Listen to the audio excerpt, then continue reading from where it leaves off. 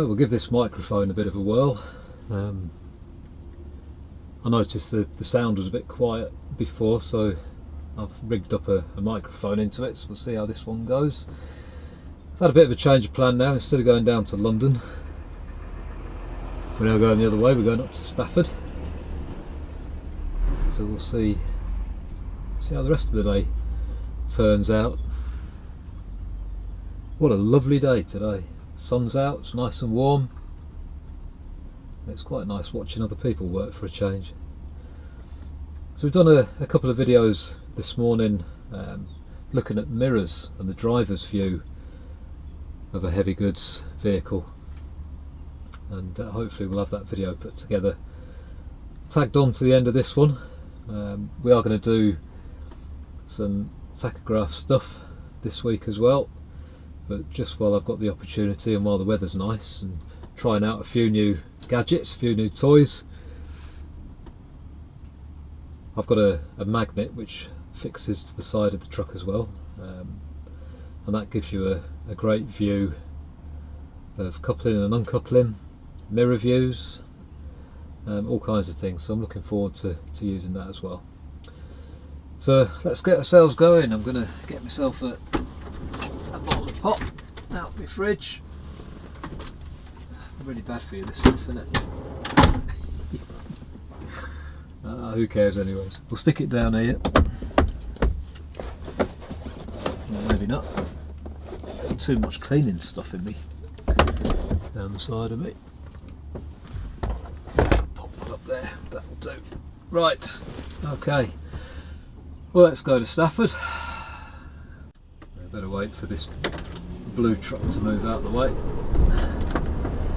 Trailers down the side of me.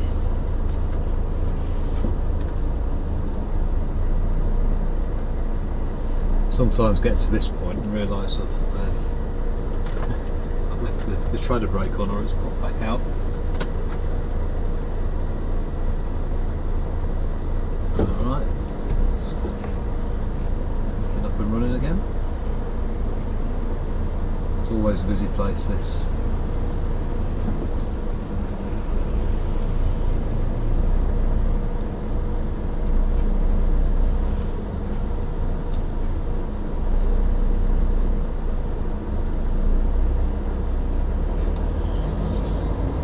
Everybody and their brother in here today.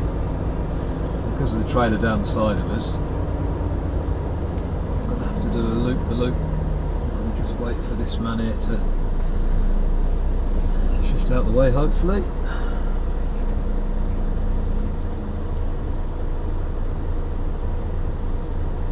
Hopefully this microphone will make a bit of a difference. We shall soon find out.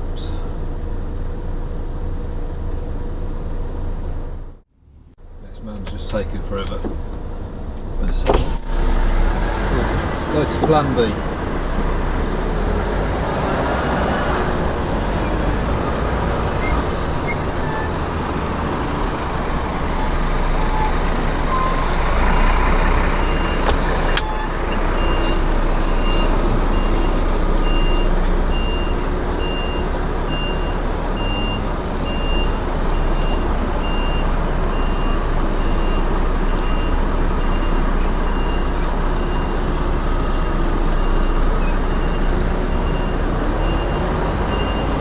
If I hadn't been so impatient, I'd have actually got out there, but never mind.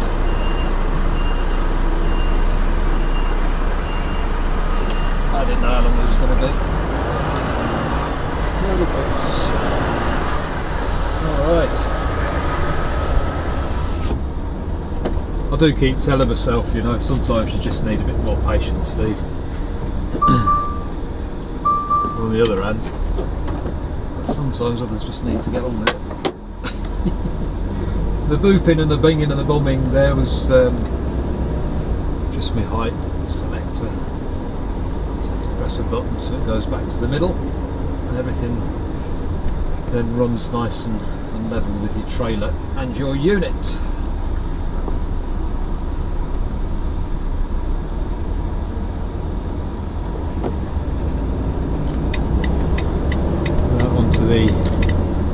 A45 and let's head up for the M1, M6, and then up towards Stafford. And with a bit of luck, this video won't be as bouncy, with a bit of luck, as the last couple, but we'll soon see. I'm trying, I am trying.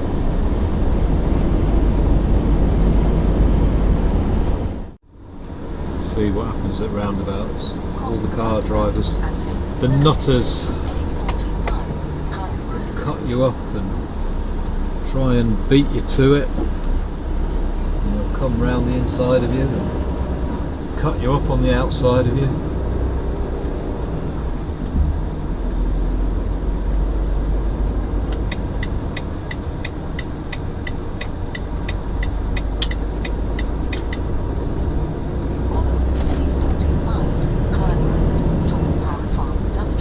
It never surprises me when there's accidents on roundabouts with big vehicles and cars. You can't expect ordinary Joe public to understand what a driver sees through his mirrors of a big old HGV. But hopefully some of these videos that we'll put together over the next week or two will give a good insight into what we can see. And what we can't see, most to the point. And sometimes we just can't help but not see.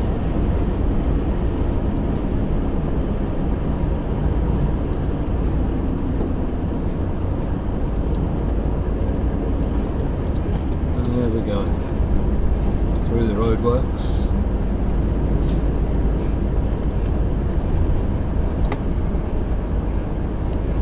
And we'll see what the rest of the week brings us. Quite looking forward to it. Quite enjoyed doing these videos last week.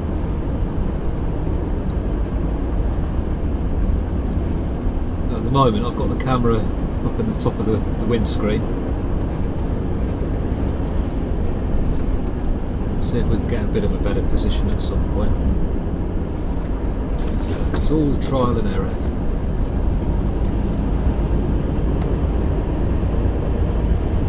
Let me know what you think about the audio. Let me know if I sound a bit louder. I can't help my voice. I know I've got a bit of a boring, drony old voice. Well, there we go.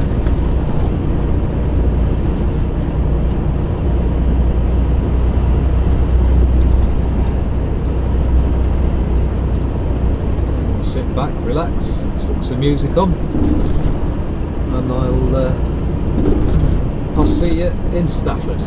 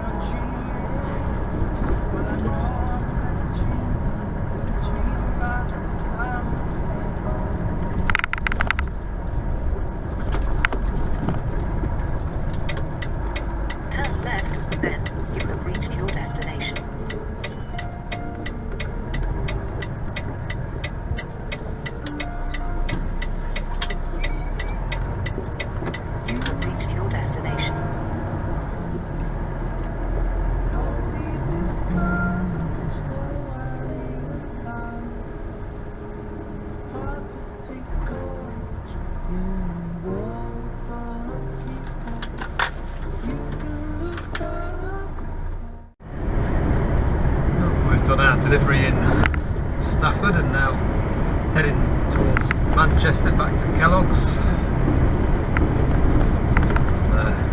Find out what we're doing when we get there. Might be staying the night, or may even be heading back to Warwick yet. Who knows?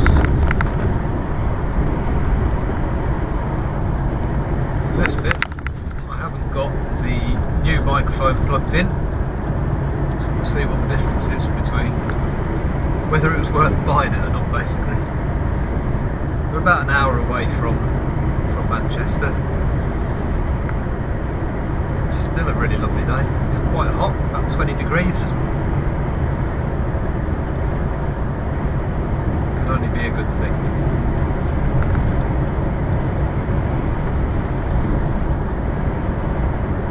Just enjoy the views.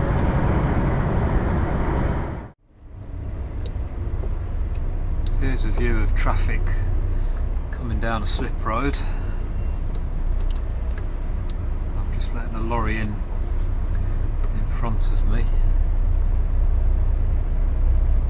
Now I know I've got a white car and a green lorry coming down the left hand side of me.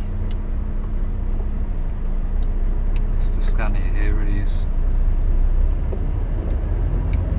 I think he was trying to keep himself together actually.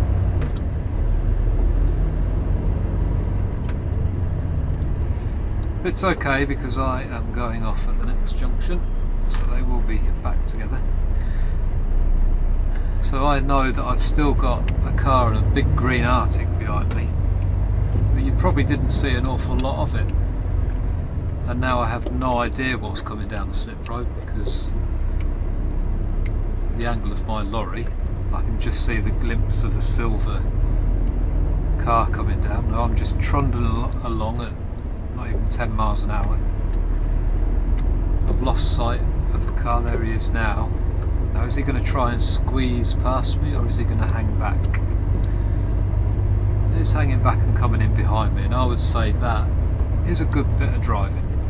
But the amount of people that try and zoom down the side of you, and when you think about it, we've only actually seen that car, if we're travelling at speed, we've only actually seen that car for a brief second, maybe 2 seconds, and then all of a sudden it's coming down the side of you trying to squeeze in front of you. And again, this is why accidents happen. It's because car drivers that don't drive anything the size of these things can't be expected to understand what we can see. So we maybe get a split second. We maybe just get a split second of actually being able to see that car before he's alongside us, or she's alongside us, and trying to squeeze past the front of us. If you're joining the motorway, you need to make your mind up very, very quickly. And a preference would be just to pull in behind a lorry rather than try and get upside and trying to beat the lorry to the junction. You're better off just sliding in behind, and then you've got all 3 or 4 lanes of the motorway to put your foot down and get past. And why some people feel the urge to put their lives at risk for the sake of just a couple of seconds. If you're approaching the end of a slip road, coming onto a motorway, and there's a lorry in the area, if you think you're going to struggle to get down and get in front of him, then just pull in behind. Just match your speed to his or hers that's driving the lorry, pull in behind, and then you can go. And your view, if you're sat behind the lorry, your view of being able to get out into the other lanes would be far greater than if you pulled and squeezed in front of the lorry, because all you can see through your mirrors is the lorry. You don't know if another car has suddenly come hurtling down, you know, the middle lane or the outside lane, and then cut across to get in in front of the lorry. And we see this so many times. We see it where cars come hurtling down a slip road, and they try and come up the inside of the lorry, and then you get a vehicle in the middle lane or an outside lane that's trying to beat the lorry to the next junction, so they come from the second or the third lane right across the front of the lorry, but don't realise actually there's a car trying to come up the inside of the lorry, and they all meet in the middle for the sake of 2 or 3 seconds. It's ridiculous. They've got an ambulance coming down. I'm just going to back off a little bit, see if he wants to come up the inside of me. There we go.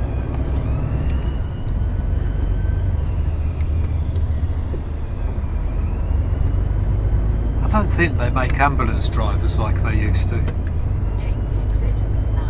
I really don't. I just don't know. I don't know if they've changed their training strategies or what, but this ambulance that's just come past is just really making hard work for himself.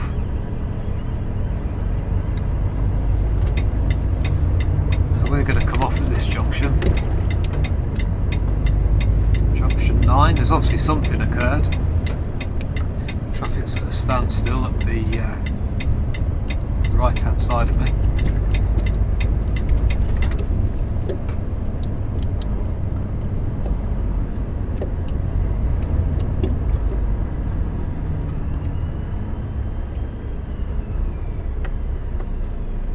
This is quite a tricky roundabout, this one, because we're turning right, but we need to be in the left lane to turn right, because once we've come round the roundabout we then need to cut across a couple of lanes, and then it's a fiddly right hand turn.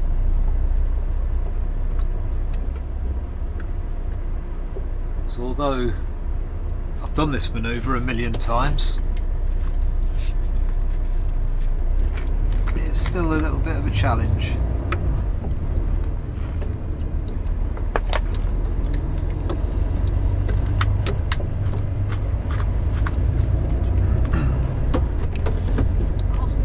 So what we're doing is we're heading down towards the Trafford Centre. Now I can take this roundabout from the left hand lane or the middle lane, and I choose to use, should have been a poet, I choose to use the left hand lane purely because it safeguards anybody being able to shoot up the inside of me as I'm coming round the roundabout, and you'll see what I mean in a moment as we come round the bend. The traffic lights eventually change.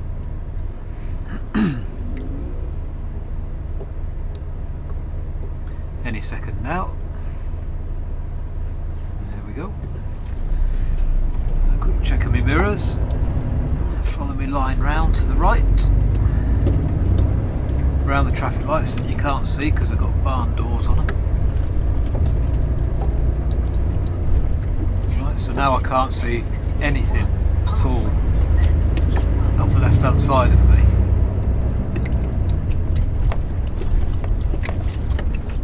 To do now is come across the lane.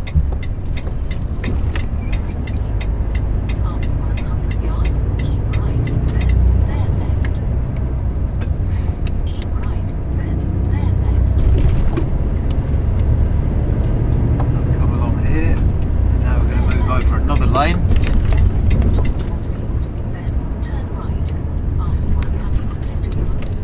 Now then, the right hand turn at the bottom of this road goes on to Barton Dock Road.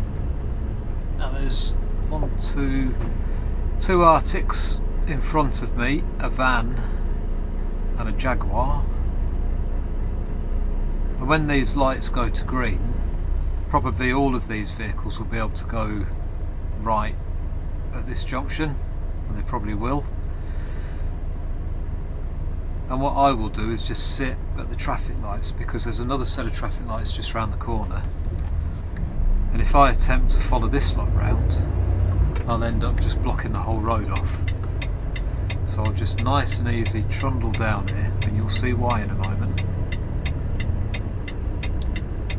Yeah, so everything's turned right, everything's gone round the bend,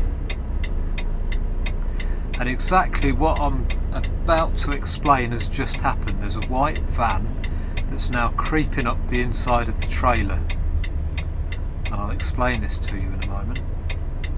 So the road we're pulling into is two lanes coming towards us, and then a bit of a central reservation with a bollard and a traffic light, and then there's three lanes going round to the right, and we need to be in the left hand lane. It's quite a tight corner, and it's not far until you get to the next set of traffic lights, and there's only just enough room for your trailer to come all the way back over to the left once you've gone round the corner. So for the second Arctic that just turned right there, he was actually straddling all three lanes with his trailer, because he didn't have enough room to pull forward enough for his trailer to come all the way across. So now, as you can see, I have no idea what's up the left hand side of me. And now I'm stopped at the traffic lights ahead of me, and I still don't know, even though my trailer is fairly straight, it's maybe sticking out from the curb a car's width, so I have to take it really easy just in case a bike. I'm just going to give it a little bit of a left hand down just to open that window and have a look down the side of me.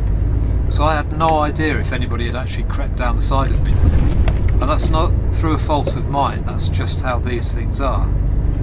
It's just how they work, or don't work as the case may be. You can't do anything about it. It's the length of the trailer, it's the length of the junction, it's how close that following set of traffic lights were.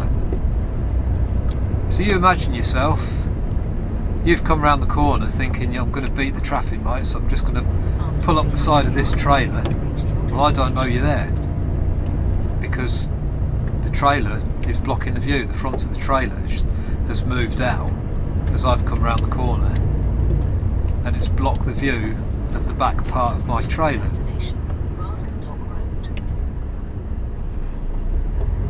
So I actually have no idea that you're there. Now, I've had people screaming at me saying, you should have checked your blind spot. Well, what do you want me to do? Get out and walk all the way round to the back of my trailer? Well, the lights would end up going back to red again, and then we'd have the same thing all over again. So hopefully, now you've seen that in action, hopefully you won't pull up along the inside of trailers. Now again, I'm turning right here, and you can see the view I've got up the left hand side of me.